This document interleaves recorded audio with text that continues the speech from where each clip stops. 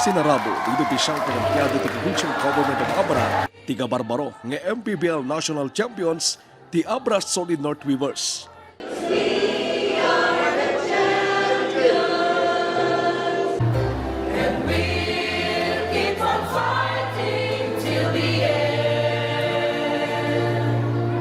Inparik na ti PGA ti kinapateg, kandak kiladayaw ani pa ay para iti probinsya. JB, thank you so much for bringing organized basketball in Abra and also professional basketball in Abra. Nagdala kayo ng natin, hindi lang yung dinalang, nanalo pa tayo. So thank you so much, JB. What you're doing, you're going to get that.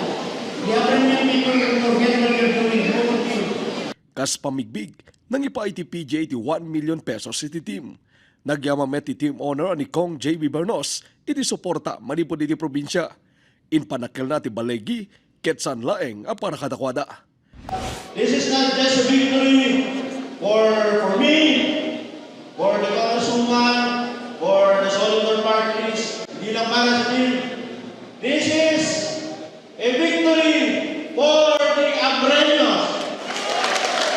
Sobrang nagpapasalamat kami sa especially kay Governor Takit Bersamin at sa mga mga Abreños na sa mainit na pagtanggap nila sa Abra Solid North Weavers.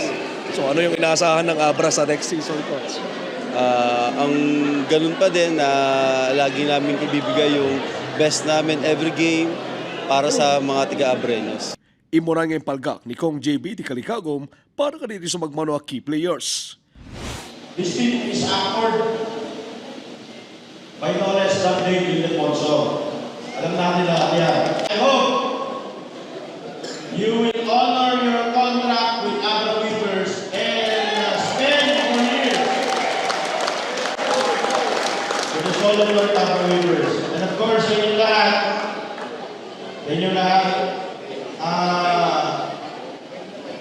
I hope Jason Brinkman, who is from Pangasinan, Tagla, we will let him sign today for his extension, for his contract extension.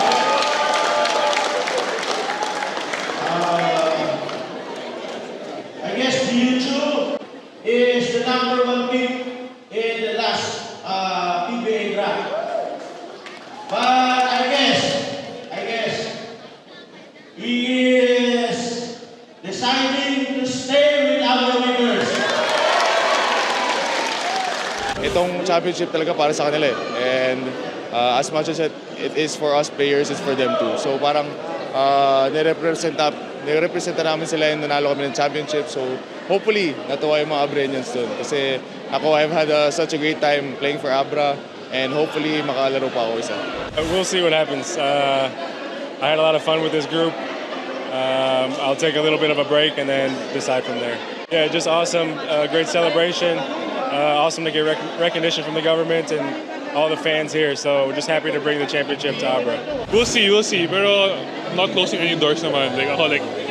Ever since I got here to Abra, I've been really happy and hopefully the team will bring more championships to Abra.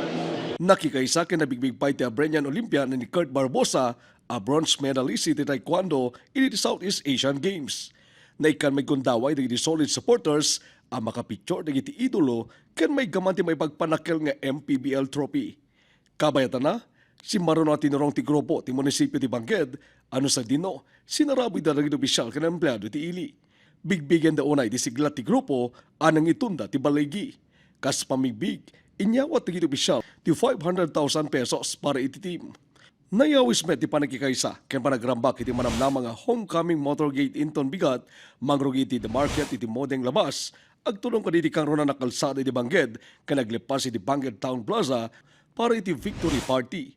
Manamnama ti special performances manipukad iti banda at the Juans, Ispanscola ken Brownman Revival. Archie Lorenzo, Balitang Solid North.